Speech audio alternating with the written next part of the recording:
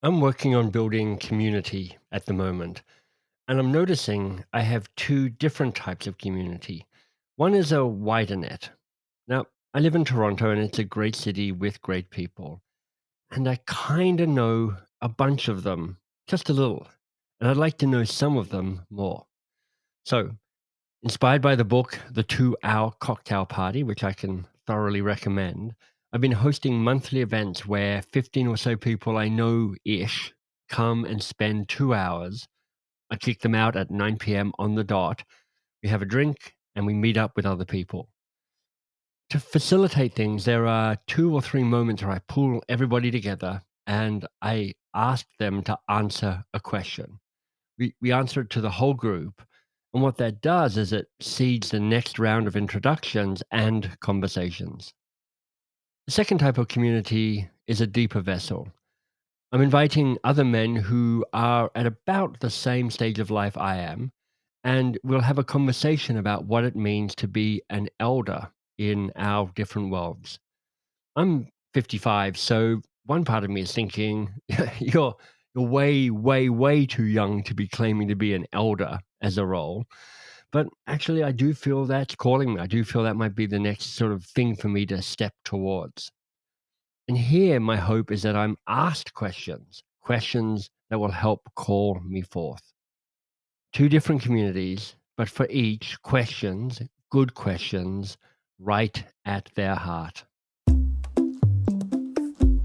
Welcome to Two Pages with MBS, the podcast where brilliant people read the best 2 pages from a favorite book, a book that has moved them, a book that has shaped them.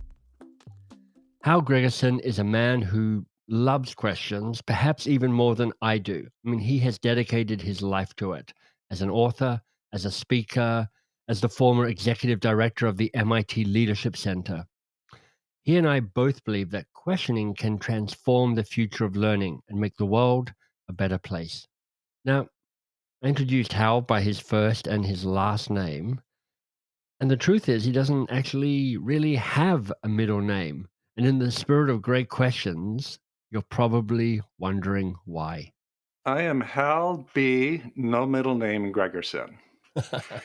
My brother's middle initial is A, and my sister's middle initial is D.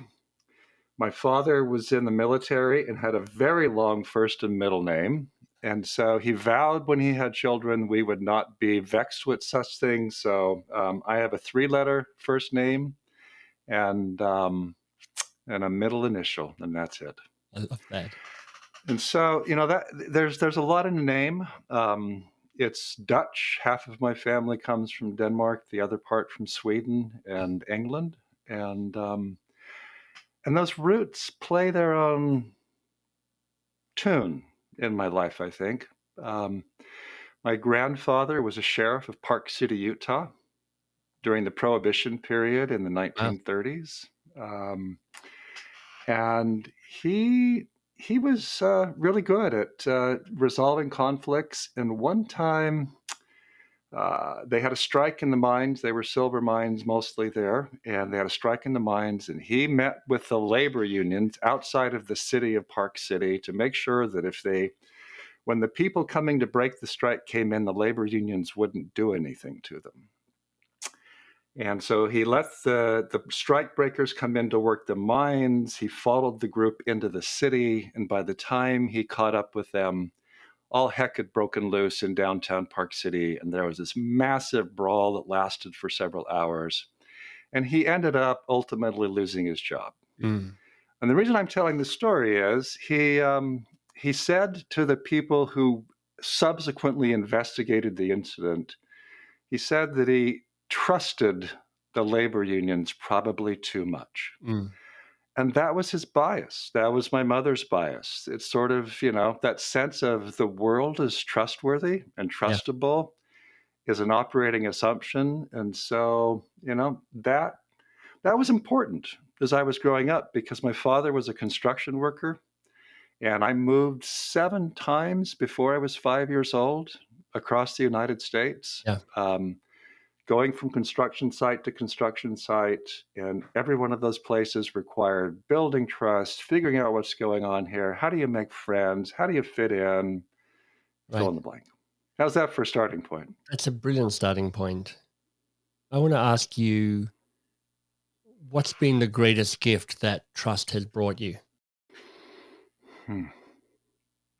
I'll be very honest, Michael. My watch is an Omega Seamaster. Mm, On the back is a seahorse, and I think there are people, friends, especially some close friends, family, some family that I can turn to when the world gets dark, when yeah, things get really, really difficult. And the watch and the Seamaster piece is I happen to believe in a divine presence. Let's put it that way. And you asked me, what trust has really made the difference in my life. I would say that sense of divine love and presence in my life has probably given me the most strength in the hardest of moments. yes.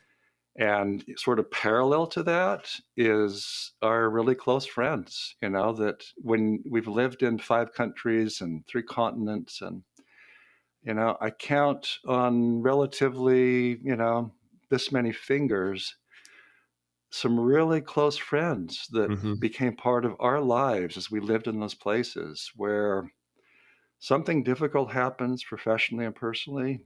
I can trust them Yes.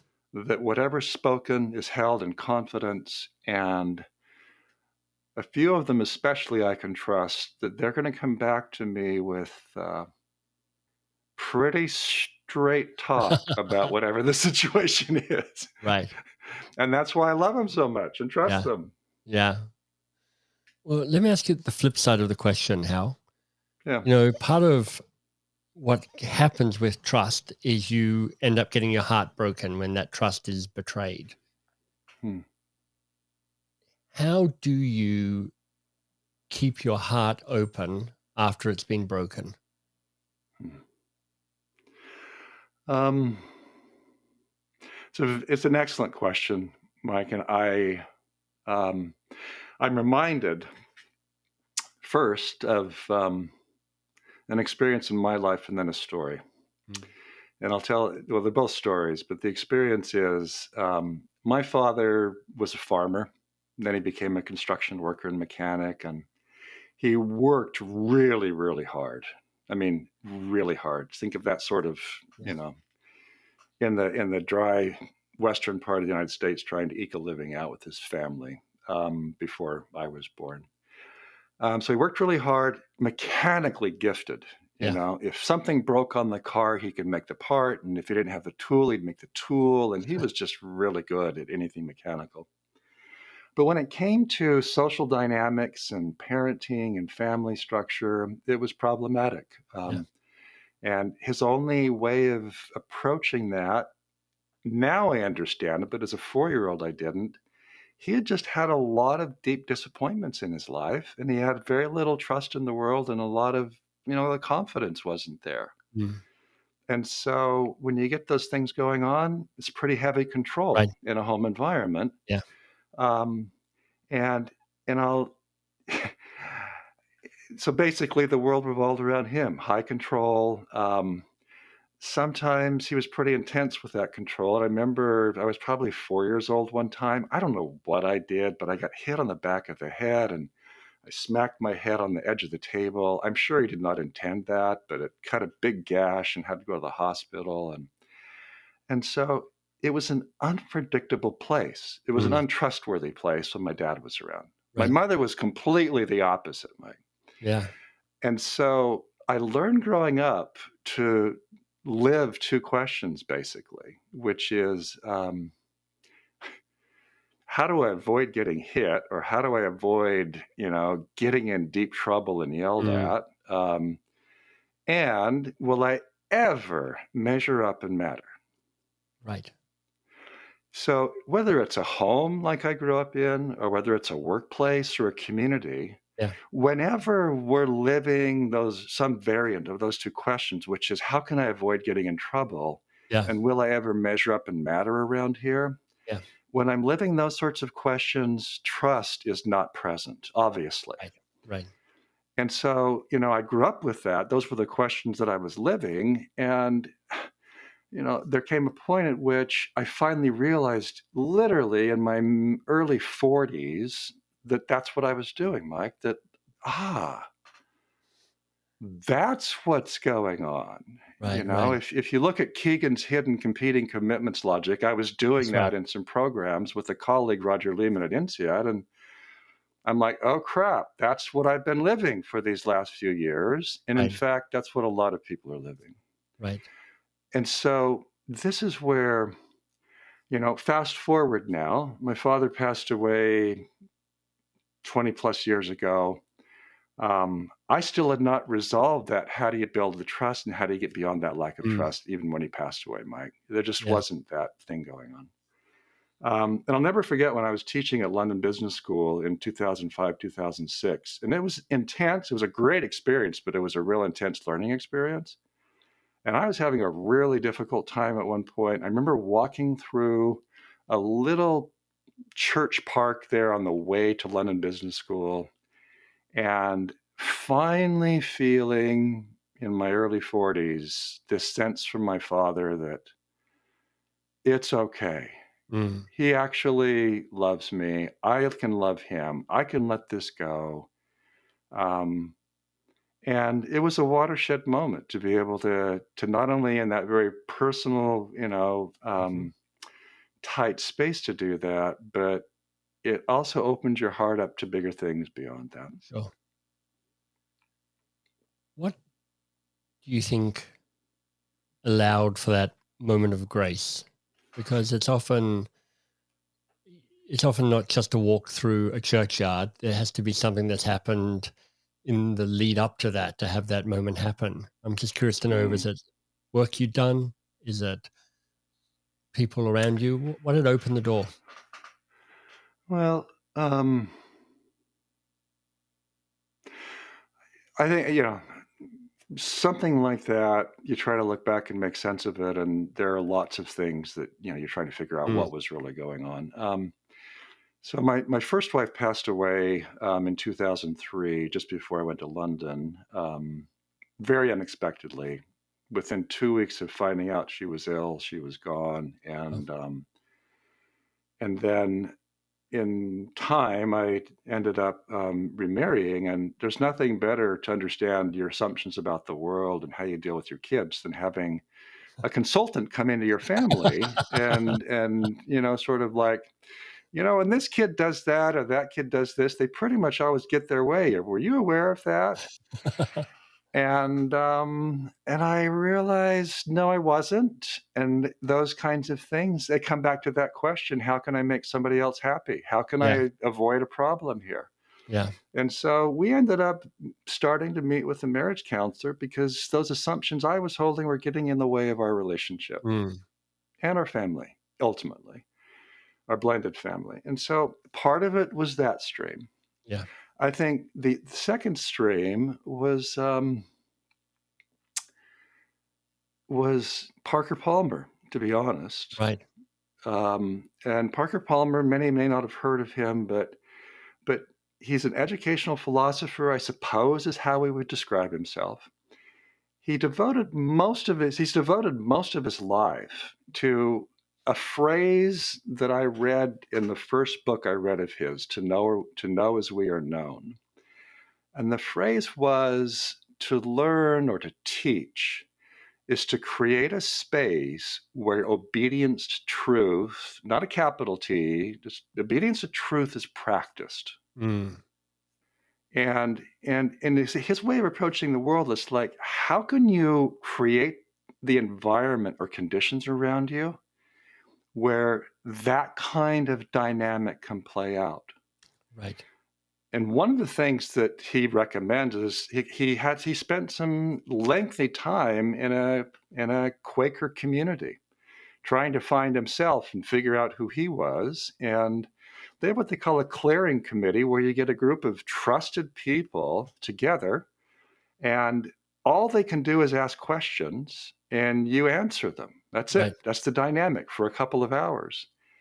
And I'll never forget the first one I did with this trusted group of people. It started to peel away some of these protective things that I'd Yeah, worked so hard as a kid, to build you know, up. to put in Yeah. place that needed to be dismantled, Mm. and that was one of the starting points. So part of it was a pretty significant life event. Part of it was actually Parker Palmer's work. Which I know is who you're going to read from today. Yeah. So, how did you choose what to read from, knowing that this work has been so significant in your life? Well, like you know, we have books all over in our space. Yeah, You know, exactly. if we were both to sort of move the camera around, there'd be books everywhere. That's right. And Mike, I thought I was first honored by your request to have this conversation because it's an unusual one, Mm. in the sense that, you know, who has really changed your life, basically. And I looked through stacks and stacks of books after your question prompt, and it was partly an intellectual exercise, but it was mostly a heart Yeah, exercise. love that. And it was like, you know, who has grabbed the deepest crevices and corners of my heart Mhm. in the way in which I think, I act, I feel, what I value, in how I approach the world. And Yeah, it came down to Parker Palmer. beautiful. And one of the coming back to some bit of closure on that prior conversation, you know, it was like, how do you let go um, of very difficult things in your life that need to be not let go of, not in the sense that they're gone because they're always present, but let Mm. go of in the sense that they don't hold their power today like they did back then. Right. Um, and and Parker Palmer introduced me to a Hasidic tale where someone came to the rabbi and said, "Why does the Torah tell us to put truth on top of our heart?"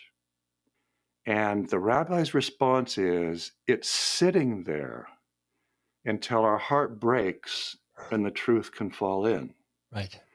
I find it just a powerful metaphor Mm. about, you know, being ready, you know. And so it was probably, in retrospect, a lifetime of experience that finally came to a head That's with right. two or three really blows on the side of the head and heart moments in my life where I was ready finally for Mm. some new truths to drop in. And, you know, that's why I like Parker Palmer. He's full of that kind of insight that invites us to reflection around the truths we're living. I know you've, rather than just picking 2 pages from a book, you've kind of done a more curated gathering of reading from him. Well, you know, I saw him speak in the Yeah. early 1990s, and I was just mesmerized by him. The first book I bought was To Know As We Are Known, and Mm. that's where that thing came out. Like, to teach is to create a space where obedience to truth is practiced. That's interesting. Yeah. You know, today it would be called psychological safety in one sense, but Yes. I love the way he framed it. And in fact, you know, Amy Edmondson is That's also right. a super fan of Parker Palmer. Beautiful. Yeah. Yeah. Um, so I read that, and then I'm like, then the next book I really fell in love with was Let Your Life Speak. And for those who are just listening, Hal's holding up books and they're bedecked with post-it notes, which is one of the marks of a book well loved, which is like, oh, I need to remember this page. Oh, and this page. Oh, and this page. Yeah. Yeah, and you look through it, and you've got multiple markings from pens and pencils and various, And different ink readings. Part marker. of I Yeah, love yeah. the palimpsest that you're showing us there, which is like this is a book that has been read many times. Oh, yeah, and so, the orange was one reading, the blue was another reading, the yellow was a third Yeah, that's reading, great.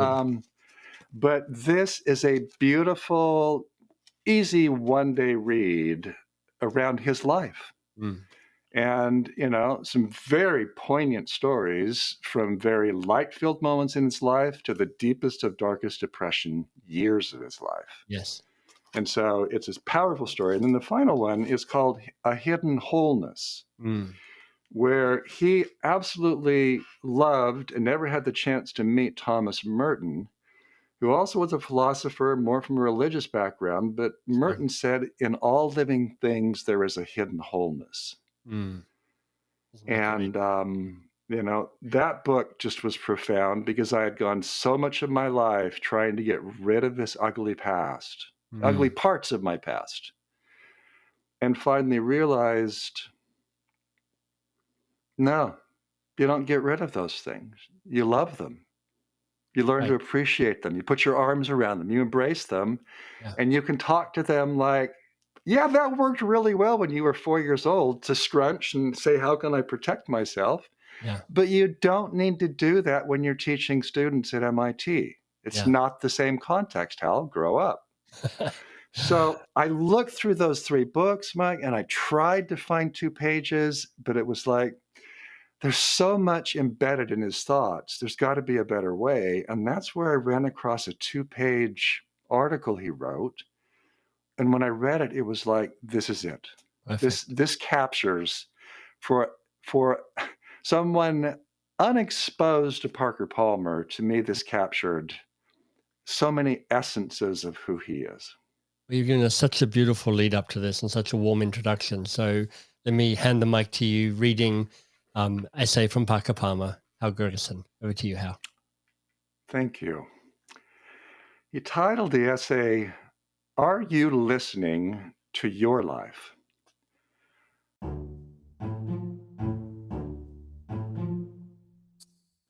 I was in my early 30s when I first began to question my calling, teaching at a university and doing it reasonably well. But I felt stifled by the confines of academic life. A small voice inside was calling me towards something unknown and risky, yet more congruent with my own truth. I couldn't tell, however, whether the voice was trustworthy, whether this truer life I sensed stirring within me was real or within reach. Then I ran across the old Quaker saying, quote, let your life speak, end quote. I found the words encouraging, and I thought I understood what they meant. Quote, let the loftiest truths and values guide you, live up to those demanding standards in everything you do, end quote. I believed I was being exhorted to live a life of high purpose, as did Martin Luther King Jr., Rosa Parks, and Mahatma Gandhi. But clinging fearfully to my academic job, even though it was a bad fit, I tried to teach the way I imagined my heroes would. The results were rarely admirable, often laughable, and sometimes grotesque, as when I caught myself preaching to students instead of teaching them. I had simply found a noble way to live a false life, imitating my heroes instead of listening to my heart. Vocation, the way I was seeking it, had become a grim act of will. Today, some 30 years later, I've found deep joy in my vocation as a writer, traveling teacher, and activist. And let your life speak means something different to me now. Vocation, I've learned, does not come from willfulness. It comes from listening. That insight is hidden in the word vocation itself, which is rooted in the Latin for voice. Before I tell my life what I want to do with it, I must listen for what my life wants to do with me. I've come to understand vocation not as a goal to be achieved, but as a gift to be received, the treasure of true self I already possess. Vocation doesn't come from a voice out there calling me to be something I'm not. It comes from a voice in here, calling me to be the person I was born to be. Accepting this birthright gift of self turns out to be even more demanding than attempting to become someone else. I've sometimes responded to that demand by ignoring the gift or hiding it or fleeing from it, and I don't think I'm alone. An old Hasidic tale reveals both the universal tendency to want to be someone else and the importance of becoming one's self. Rabbi Zuzia, when he was an old man, said, In the coming world, they will not ask me, why were you not Moses? They will ask me, why were you not Zuzia? When we lose track of our true self, how can we pick up the trail? Our lives speak through our actions and reactions, our intuitions and instincts, our feelings and bodily states, perhaps more profoundly than through words.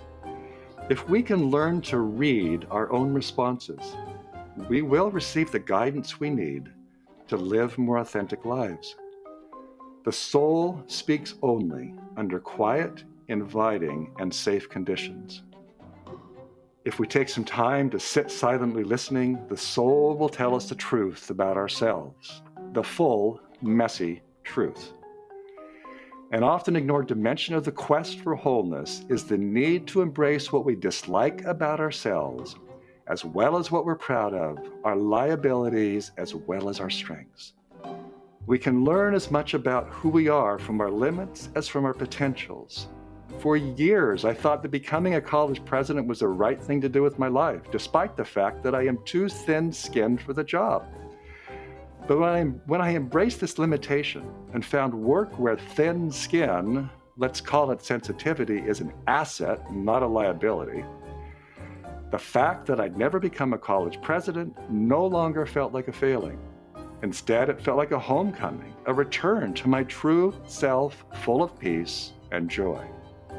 We can move toward such homecomings by seeking clues to vocation in childhood memories. When I was a boy, I spent hours putting together little books on how airplanes fly. For a long time, I thought that meant I wanted to be a pilot. But a few years ago, I saw what I'd really wanted all along was to write books. Our highest calling is to grow into our own authentic selfhood, whether or not it conforms to some image of what others think we ought to be. In doing so, we find not only the joy that every human being seeks, but also our path of authentic service to the world, or in the world. True vocation joins self in service, says theologian Frederick Buechner, who defines vocation as the place where your deep gladness meets the world's deep need. The world's deep needs are met daily, not only by caring doctors and inspiring teachers, but by good parents, good plumbers, good hairdressers, good friends. And as all those people know, the gladness of authentic vocation is always laced with pain. Ask any parent suffering through the travails of her child's teenage years. But the pain that comes from doing the right job well, and the pain that tells us we're on the wrong track are different. And the soul knows the difference. When we're on the wrong track, the soul feels violated and abused and cries out for change. But when we suffer from doing the right job well, the soul still feels fulfilled because it knows how to take this kind of suffering and use it to make meaning and extend the heart's reach. This emphasis on self and gladness has nothing to do with selfishness. The Quaker writer Douglas Steere said that the ancient human question, who am I, leads inevitably to the equally important question, whose am I? Since there is not selfhood outside of relationship. When we answer the who am I question as honestly as we can, we will be more authentically connected to the community around us and will serve more faithfully the people whose lives we touch. For the gift of self is finally the only gift we have to give. How beautiful. Thank you for reading that so well and for sharing such a lovely piece. Thank you. What's to go back to the picture you painted before, what's the truth in this that breaks your heart open? One of my first professors in graduate school was named Bonner Ritchie. He introduced me to Parker Palmer. Mm. To give you a sense of Bonner, he, to me, is the best questioner I've ever met in my entire life. And he not only asks good questions, he lives them, and he puts himself into very dangerous places like the conflicts in the Middle East to try to make a difference. He's now in his 80s. And just a few weeks ago, I had the chance to be with him and asked him for some advice where, in one sense, it was almost like a father's blessing because he was like a father to me. Mhm. And it only could come from Bonner to have the impact that it had on me, which was Bonner basically shared with me. He said, Hal, and he knows me well, he knows my story. He said, Hal, you've you've done good in your life and you've made a difference. You can accept that. Mm. And in fact, you don't need to do more.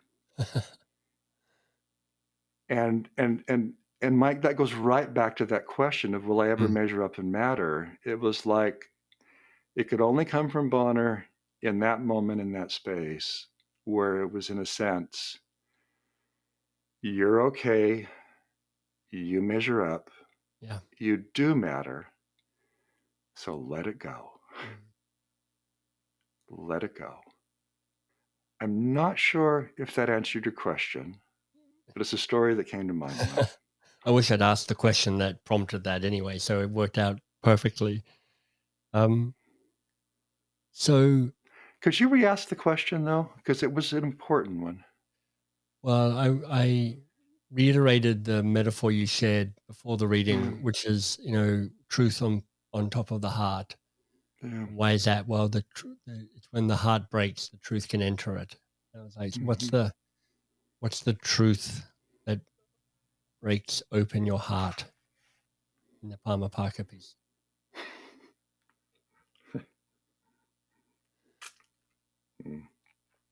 Okay, this is exposure 1001 here. Thank you. So in one of Parker Palmer's books, he talks about one of these clearing committees where other people were asking him questions when he was trying to decide should he become a university president. Mm. And they asked him all kinds of questions, one of which was, what would you like about the job? And his responses were all things he didn't like about the job. And they finally called him on it and said, I'm really asking, what would you like about the job? Right. And then there was this long pause. And here is this very accomplished mid-career professional who in the company of friends says to them quietly, I just want to have my picture in the paper with my name underneath it. Mm. Mm. And the rule in that space is to not laugh, but it was hard for them to not. And I believe they did chuckle, but I'm not sure. Yeah. But that was the moment that Parker realized his heart needed some real breaking. Mhm. So now I'm coming back to my space, which is it's really, really hard to let go of that deeply rooted childhood question of will I ever measure up and matter? Mhm.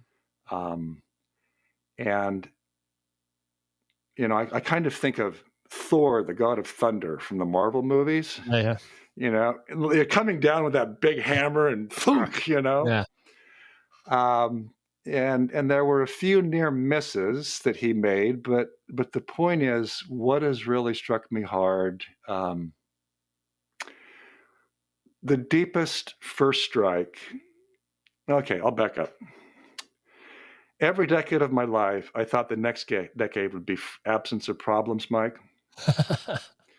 When I was in my 20s, You're adorable. Yeah. when I get 30, it's not going to be that way. When I get 40, it's not going to be Yeah, that yeah. way. And it was in my late 40s, I finally realized this is life. And Mhm. so early 40s was when my heart was broken with Yeah, the passing away unexpectedly of my first wife. The second massive heartbreak was actually teaching at INSEAD in France, where yeah. every element of who I was had been turned upside down. Mm. And I had moderate to severe depression. Sometimes it was hard just to get out of bed. And I'll never forget driving through the forests of Fontainebleau near the campus of INSEAD in France, late at night after teaching, long day, hearing a Michael Franti song called See You in the Light Oh, I love in the Michael middle of Franti. The France for the Spearhead. Yeah, first time. brilliant. Yep. And it's basically, when the vampires gather round to bite, you've got to get them in the light. And it's Mm, just like, okay, you can do this, Hal. It was just a mm, powerful moment. So teaching in that very foreign culture, country space for me was really difficult. yeah. Then in 2014, when I had a heart attack giving a speech in San Diego, um, that's when afterwards, this counselor coach, we had a conversation, and she basically said, Hal, if you don't change the questions you're living and the way you're living those questions, Mm. you're going to gift your father another heart attack. You're going to gift other people. You're going to have another one, Yeah, yeah. When are you going to stop living that question? Mm. I didn't do a good job. Even a heart attack didn't, it wasn't a Thor of thunder Right. blow, Need Michael, something to, even more obvious than a heart attack. yeah, and then it was almost dying a year later at base camp in the Khumbu Icefall of Everest, being in a place I shouldn't have been, doing something too fast, not having quite the right choices at different points in time. Mm, Luckily, missing an avalanche that blew my 10 away a half mile because I left 3 days earlier because I was so sick.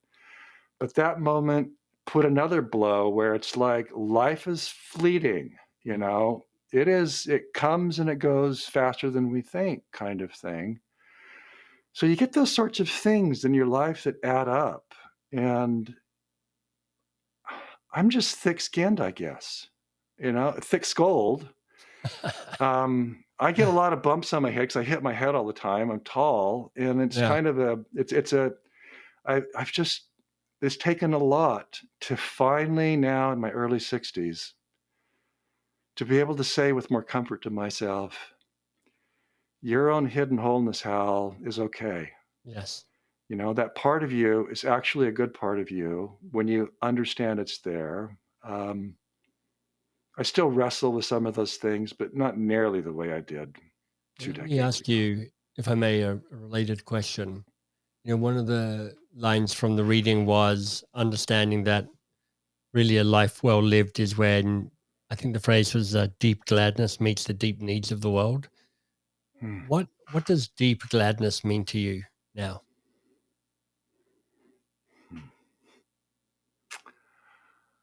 Um, it's linked to awe and wonder and beauty. Mm, There are moments when I'm either with people or in nature, and I'm behind that lens with a camera. because you're a And keen photographer. I love photography. I have all of my life, and there's that moment of connection. Just a few weeks ago, I was at another local city here in New England, on the shore, on the Atlantic shore, taking some photos of some beautiful boats floating in the bay as the sun set, and completely mesmerized. There was deep gladness inside of me. Mm, mm. And then I heard this voice behind me, and this voice said, "What are you so interested in there?" I turned around, and it was this quite old man, and he's like, "I just really want to know, what are you really interested in?" So I explained it and shared a bit of it, and come to find out he was Finnish. He had moved to New England decades before. We spoke some Finnish to each other. And at the end of this whole conversation, it was like we were friends. Mm, And he said, I'm in my late 80s. My wife and I decided this harbor is where we're going to live our life out. I'm going to die here. But every day of my life, to me, if work is not play, filled with this deep gladness you're talking about, he's like, why do it? And you felt like that wasn't some trite statement he was no. making. It was a lived statement Mm, that had been it was in the fabric of his face. yeah. I'll send along the picture sometime. He Do. let me take a portrait of him. It was just like, this is who this person is. Mm, So that's one form of deep gladness. The second is, at one point, this was almost 20 years ago, a good colleague and friend of mine, Sean Beechler, she invited a handful of people to write their sort of statement of themselves and come and talk about it. And in the process of doing that, I ran across this phrase from Latin that meant eyes lighting up. Mm. And for me, whether it's a grandchild, whether it's you right now, whether it's people, in a classroom setting, whether it's that stranger in the harbor in northern New England, when you have those moments where eyes light up, that's deep gladness Mm. because I've never, not once, I've never in my life experienced that kinds of eyes lighting up moment when I've been in that moment thinking about myself or trying to control the situation.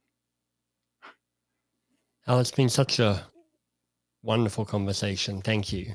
Thank you Thank you. for being so very open and vulnerable and just beautiful for that. I do have a final question, Hmm. and this could take another hour to answer, but it's the question I love to finish on is what needs to be said that hasn't yet been said in this conversation? Huh.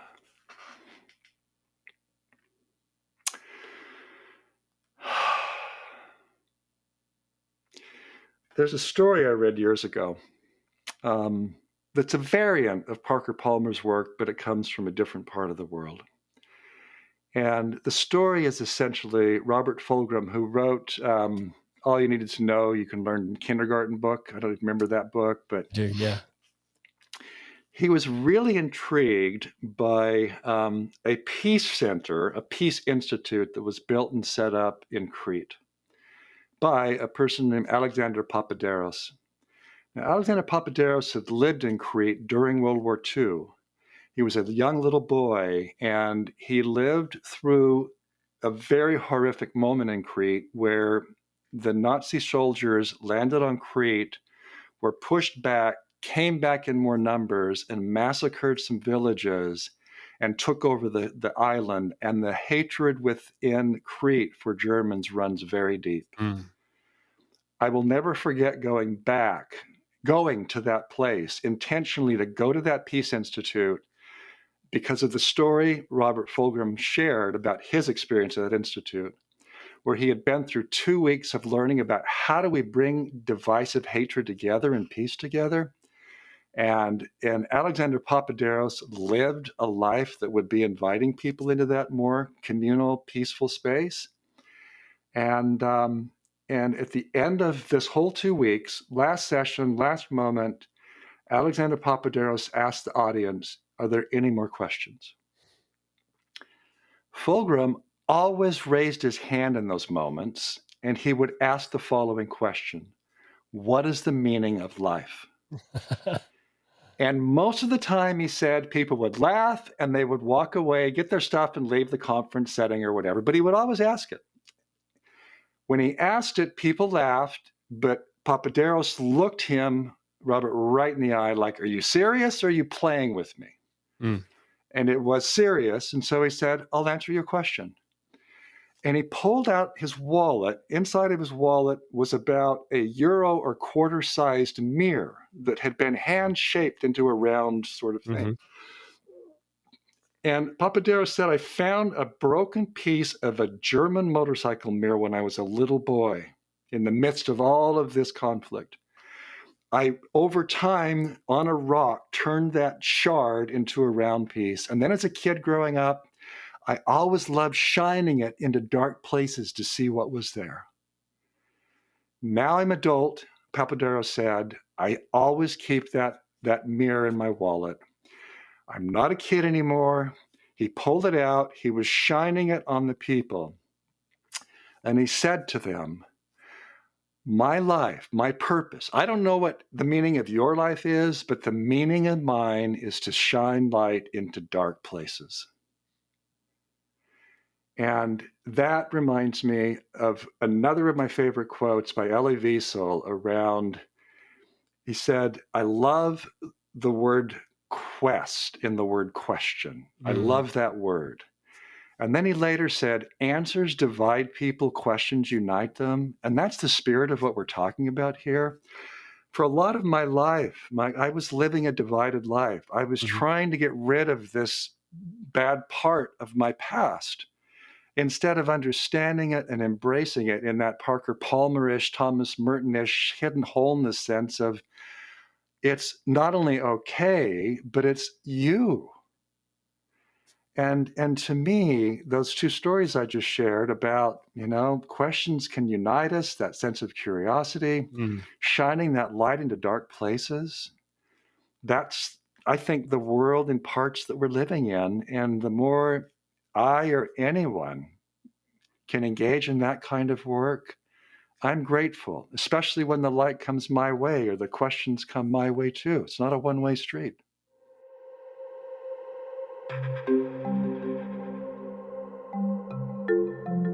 You remember how, relating that Hasidic tale, someone came to the rabbi and said, "Why does the Torah tell us to put truth on top of the heart?" And the rabbi's response is, "It's sitting there until our heart breaks and the truth can fall in."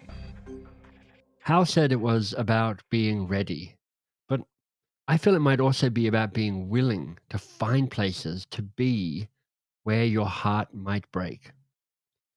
It's another way of coming at that Rilke poem I love so much and quote in the book How to Begin. Winning does not tempt him. His growth is to be the deeply defeated by ever greater things. Being defeated, deeply defeated by ever greater things. That's where a deeper form of truth waits for us. If you enjoyed my conversation with Hal, I've got a couple of other interviews of this 2 pages with MBS series to recommend. One is Liz Wiseman. My conversation with her is titled How to Thrive. And then also my conversation with Kiran Setia, How to Rethink Ambition. I think both of those tie in nicely with the conversation I've just had with Hal. If you'd like more Hal, as well as his books, which you can find most places, you simply go to his URL, his name, without a middle name, obviously, Hal Gregersen, HalGregersen. Thank you for listening. Thank you for loving the podcast. Thank you for reviewing it. Thank you for passing on and mentioning and encouraging other readers. If there's one interview in particular that struck a chord, you're awesome and you're doing great.